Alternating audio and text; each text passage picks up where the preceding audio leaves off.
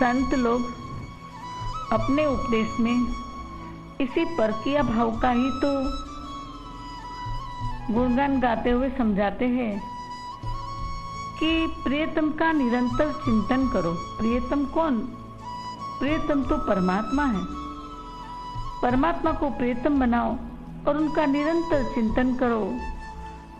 गंगा प्रवाहवत चिंतन करो। प्रवाह कभी रुकता नहीं है, ऐसे तुम्हारा चिंतन भी रुकना नहीं चाहिए। और मिलन की अत्यंत उत्कट अतृप्त उत्कंठा परकीय भाव में होती है। तो संत भी यही तो बताते हैं कि भक्त में प्रभु के मिलन की अत्यंत अतृप्त उत्कंठा होनी चाहिए।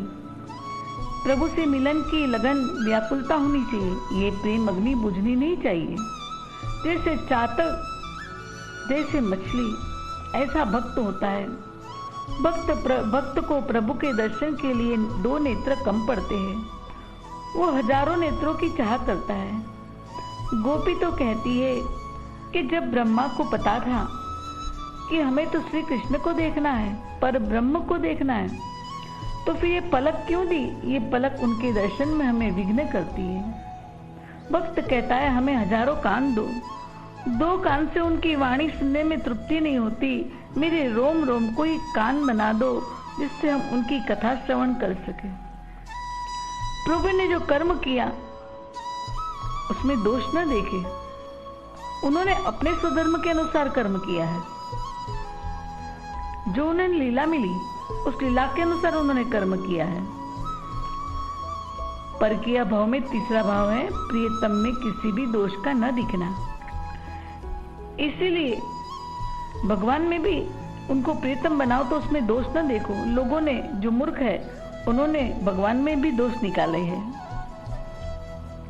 वृंदा का सतीत्व नष्ट किया विष्णु ने, ऐसे लोग कहते हैं, लेकिन सतीत्व नष्ट नहीं किया।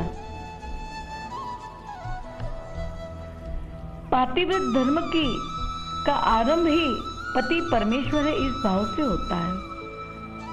तो इस व्रत की पूर्णाहुति भी तो परमेश्वर के द्वारा ही होगी। तो श्री विष्णु ने तो आके पातिव्रत धर्म पूर्ण करवाया है। पंच महाभूत के देह में परमात्मा को ही पति रूप से आज तक वो स्त्री देखती थी। वही आए तो सतीत्व टूटा कि व्रत की पूर्णाहुति हुई। संसार के पति तो उन पति की फोटो है। संसार के पति तो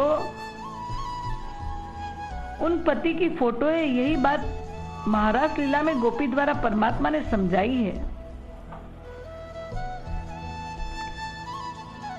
दूसरा दोष देखा कि भगवान झूठ बोले गुरु द्रोण के पास कि अश्वत्थामा मरा। वो झूठ कहाँ था? वाक्य तो सत्य था। अश्वत्थामा तो मरा ही था। ये कौन अश्वत्थामा मरा? ये तो बाद में गुरु द्रोण ने पता लगाया।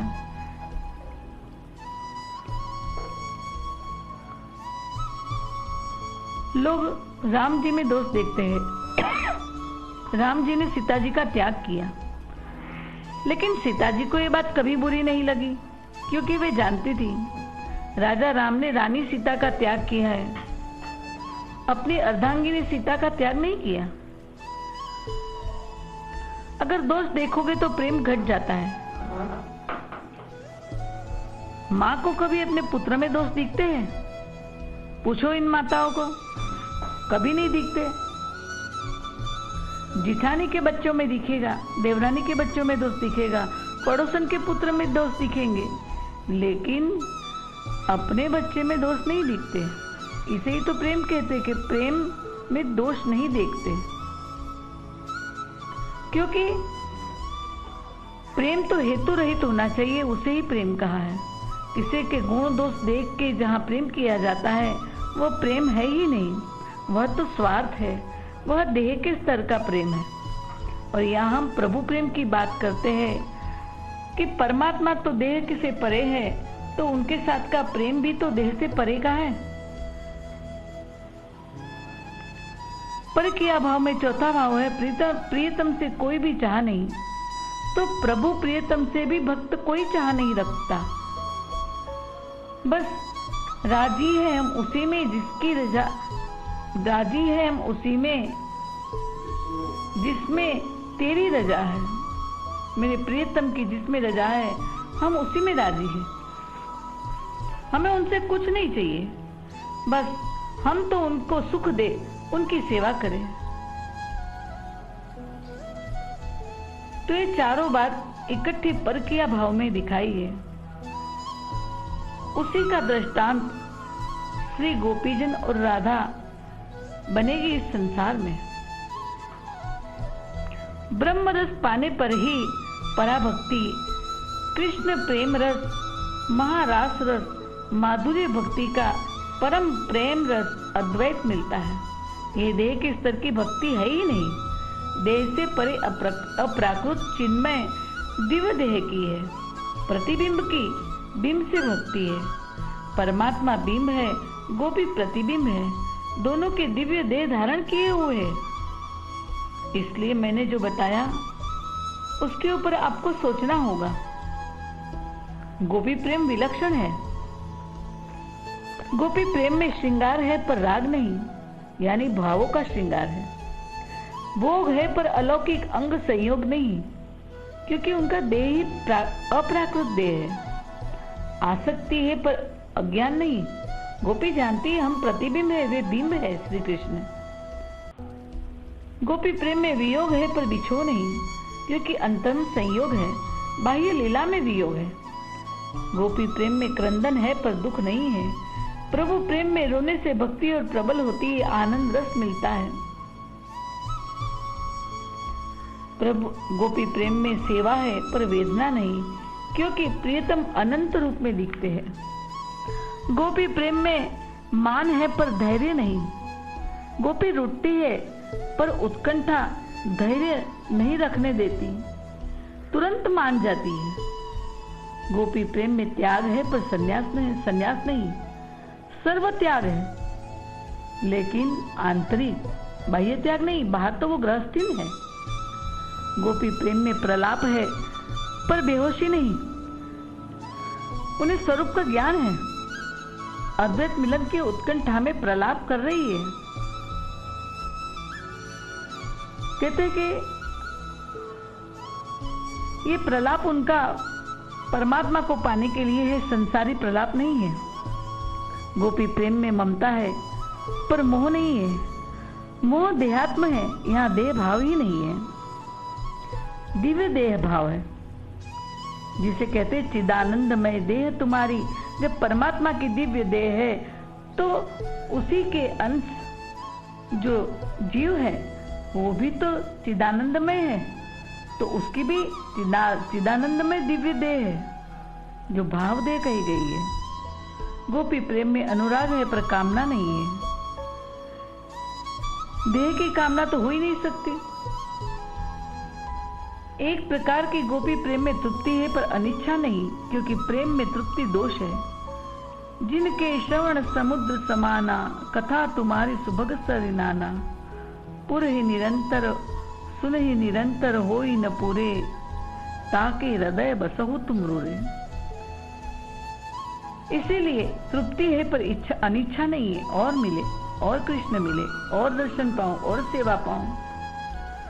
गोपी प्रेम में सुख है पर स्पृहा नहीं, श्री कृष्ण से पृथक कुछ नहीं चाहिए। देह है, गोपी प्रेम में देह है पर अहम नहीं, क्योंकि वो देह भाव से परे है। तो अहम कहाँ से हो?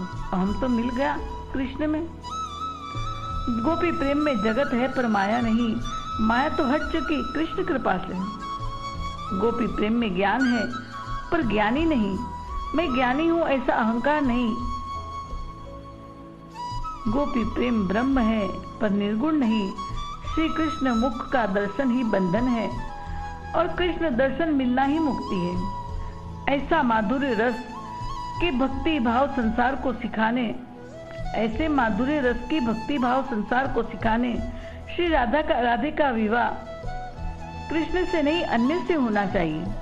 तभी राधा परकिया होकर, सखिया परकिया होकर श्री कृष्ण को प्रेम करेगी, और इस लीला का गान सुमिरन कर, साधना कर अनंत जीव तरेंगे।